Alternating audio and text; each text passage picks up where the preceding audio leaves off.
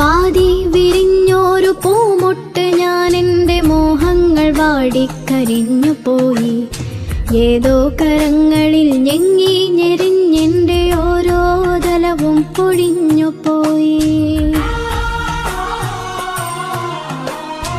രും തേളുകൾ മുത്തി മുത്തി കുടിക്കുവാൻ വെറുതെ ജനിച്ചതോ പെൺമുട്ടുകൾ.